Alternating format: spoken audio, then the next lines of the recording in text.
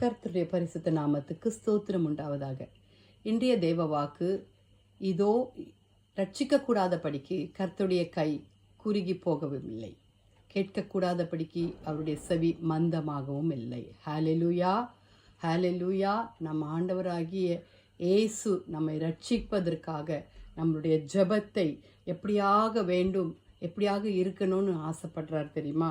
வாலிப பிள்ளைகளே, மனுஷருடைய ஜெபங்கள் சில நேரங்களில் கேட்கப்படாது. ஏன்னா அவருக்கு பிரியமில்லாமல் ஜெபிச்சோன்னா கூட கேட்கப்படாது.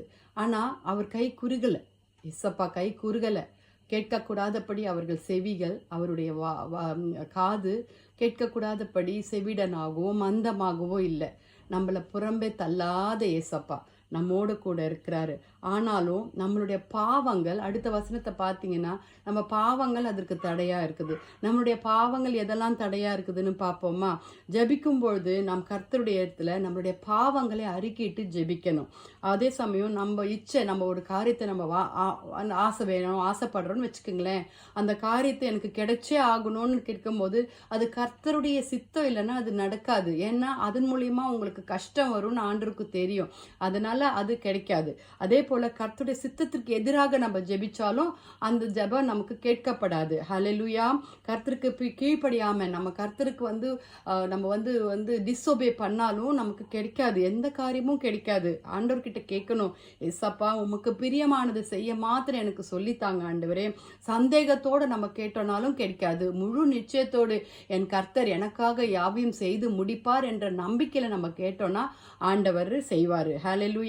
கிறிஸ்துவோடு கூட நம்ம நிலைத்திருக்கணும். அவர் நம் நாமத்தில், அவரோடு இயேசு கிறிஸ்துவின் வல்லமுள்ள நாமத்தில் பிதாவேன்னு நம்ம கேட்கும்போது ஆண்டவர் அதை வாய்க்க செய்வார். நம்ம பெற்றுக்கொண்டோம் என்ற விசுவாசம், இயேசுவின் நாமத்தில் அப்படி உமக்கு சித்தமானால் இதை வாய்க்க செய்யுங்க ஏசப்பா அப்படின்னு நம்ம கேட்கணும். அப்படி கேட்கும் பொழுது நம்மளுடைய ஜெபங்கள் கர்த்தருடைய சன்னிதானத்தில் எட்டும். கர்த்தர் நமக்கு பதில் தருவார். அப்படி ஜெபிக்கும் பொழுது முழு நிச்சயத்துடனே, முழு பொறுமையுடனே, துதியுடனே காத்திருந்து நாம் கர்த்தர் நிச்சயம் நமக்கு பதில் தருவார் என்ற ஒரு நம்பிக்கையோடு கூட நம்ம ஜெபிக்கணும். ஹalleluya. கர்த்தருடைய கை ரட்சிக்க கூடாதபடிக்கு, ஹalleluya, கர்த்தருடைய கை குறுகி போகல.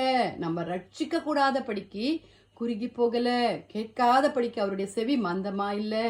அப்போ நம்ம என்ன பண்ணணும்? ஏசப்பா கிட்ட கேட்கணும், ஏசப்பா உங்களுடைய பிள்ளைகளாக, வாலிப பிள்ளைகளாகிய நாங்க உங்க பிள்ளைகளாக வாழ எங்க பாவத்தை மன்னித்து உணர்ந்து ஏசப்பா உங்க கையில நாங்க எங்க வாழ்க்கையை ஒப்பு கொடுக்கிறோம் ஆண்டவரே. உம்ம சித்தம் போல எங்களை நடத்துங்க ஆண்டவரே.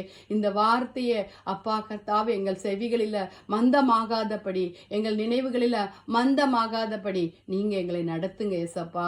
அப்பா உண்மையே நாங்கள் நம்பி இருக்கிறோம்னு ஜெபிப்போமா? கிருபையுள்ள கர்த்தாவே, இந்த காலை வேலைக்காய் உம்மை நன்றியோடு உம்மை துதிக்கிறோம் அப்பா. ரட்சிக்க கூடாதபடி கர்த்தருடைய கை குறுகல் அப்பா. ஆண்டவரே செவிகள் கேட்கப்படல கர்த்தாவே.